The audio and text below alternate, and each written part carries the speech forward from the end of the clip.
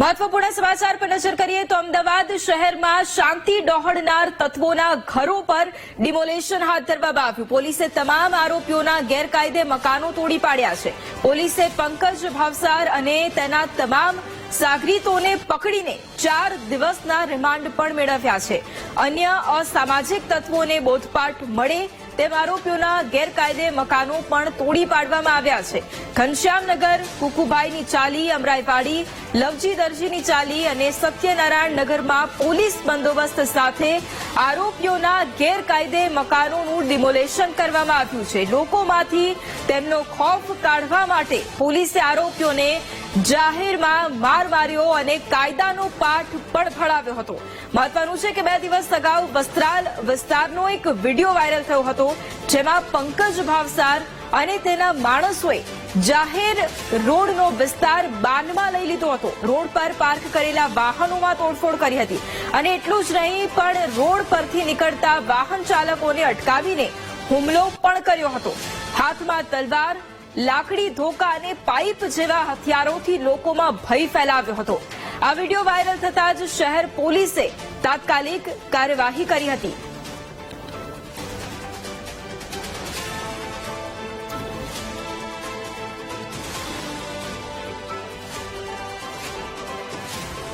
બે દિવસ પહેલા રામોલ વિસ્તારના જે વસ્ત્રાલ એરિયા છે એમાં એક પંકજ ભાવસાર અને એના માણસોએ અમુક ત્યાં જાહેર રોડ ઉપર તોડફોડ કરી છે। આજે પંકજ ભાવસાર છે હમણાં જ પાસામાં જઈ આવ્યો છે અને સામેવાળા જે સંગ્રામ છે એ પણ પાસામાં જઈ આવ્યા છે। એ લોકો વિરુદ્ધ ગુનાઓ છે। એ લોકોએ જાહેરમાં જે બળા એ ભય ફેલાવવાની કોશિશ કરી છે એની અમે બહુ ગંભીર નોંધ લીધી છે અને પોલીસ ખૂબ જ કડક કાર્યવાહી એમાં કરી રહી છે। અત્યાર સુધી 14 આરોપીઓ આપણે પકડી લીધા છે। એમાં એક જુવેનાઇલ છે અને 13 બીજા આરોપીઓ છે। 13 જે આરોપીઓ છે અત્યારે 4 દિવસની રિમાન્ડ ઉપર છે અને એ લોકોએ જે ગેરકાયદેસર જે અહીંયા જે બાંધકામ કર્યા છે એ કોર્પોરેશન એને ડિમોલિશ પણ કરી રહી છે અને આપણે પોલીસ બંદોબસ્ત આ અંગે આપેલા છે। અને હું કહેવા માંગુ છું કે જે આ રીતેના જે શરારતી તત્વો જે કંઈ આ રીતે કૃત્ય કરશે, જો જાહેર રોડ ઉપર અને આ રીતેના જે ભય ફેલાવશે, પોલીસ એને બહુ કડક રીતે એ લોકો વિરુદ્ધ કાર્યવાહી કરશે। ચેતવણી પણ આપવામાં આવી છે। જો આવા અસામાજિક તત્વો લોકોને ડરાવશે તો આ જ હાલત તેમની પણ કરવામાં આવશે। આ દ્રશ્યો પણ આપ જે પ્રમાણે જોઈ રહ્યા છો કે એક તરફ વસ્ત્રાલમાં અસામાજિક તત્વોએ જાહેરમાં આતંક મચાવ્યો હતો અને ત્યારબાદ આ તમામ આરોપીઓને જાહેરમાં પોલીસ દ્વારા દંડા મારવામાં આવ્યા અને લોકોના મનમાં જે ખોફ છે તે પણ દૂર કરવામાં આવ્યો। અને આજ મુદ્દે સંવાદદાતા અનિતા ફોન લાઈન પર છે। અનિતા, અમદાવાદ શહેરમાં શાંતિ ડહોળનાર તત્વોના ઘરો પર બુલડોઝર ફર્યું છે, ડિમોલેશન હાથ ધરવામાં આવ્યું છે અને પોલીસ દ્વારા એક ખુલ્લી ચેતવણી પણ આપવામાં આવી છે કે જો આવા અસામાજિક તત્વો લોકોને હેરાન પરેશાન કરશે તો તેમની સાથે પણ આવું જ કંઈક થશે। અત્યારે આ મુદ્દે શું વધુ જાણકારી? જે પ્રકારે વસ્ત્રાલમાં સામાજિક તત્વોએ લોકો પર હુમલો કરીને તોડફોડ કરી હતી, જેને લઈને પોલીસ દ્વારા આજે તમામ જે આરોપીઓ છે તેઓને કાયદાનું ભાન કરાવવામાં આવ્યું છે।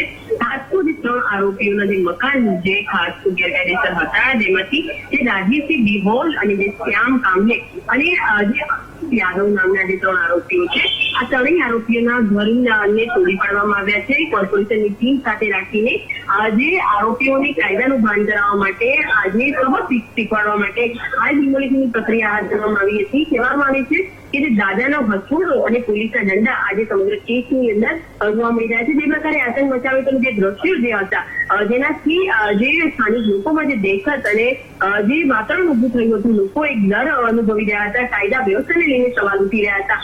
તેને લઈને પોલીસ અત્યારે એક્શન મોડ પર આવી છે અને 7 જેટલા જે લોકોના મકાન ગેરકાયદેસર હોવાનું એક લિસ્ટ જે બહાર પાડવામાં આવ્યું છે, જે પૈકી 3 આરોપીઓ જે છે તેઓના મકાનને તોડી પાડવામાં આવ્યા છે, જ્યારે અન્ય 4 આરોપીઓના મકાનની આજે ડિમોલિશનની પ્રક્રિયા આવતીકાલે કરવામાં આવે તેવી પણ શક્યતા છે। સૌથી મહત્વની બાબત એ છે કે ફક્ત પાણીપુરી લારી રાખવા બાબતે જે ગેંગવોર ચાલી રહ્યો હતો, જેને લઈને આતંકીઓની જેમ આરોપીઓ દ્વારા સમગ્ર વિસ્તારમાં આતંક મચાવ્યો હતો। હાલ તો સમગ્ર મામલે પોલીસ દ્વારા કડક કાર્યવાહી હાથ ધરવામાં આવી છે. સૌથી આરોપીઓના 4 દિવસના રિમાન્ડ મેળવીને તેઓના ગુનાહિત ઇતિહાસ સાથે જેઓની સાથે સંકળાયેલા અન્ય જે આરોપીઓ છે તેઓની વિરુદ્ધ કાર્યવાહી હાથ ધરવામાં આવી છે.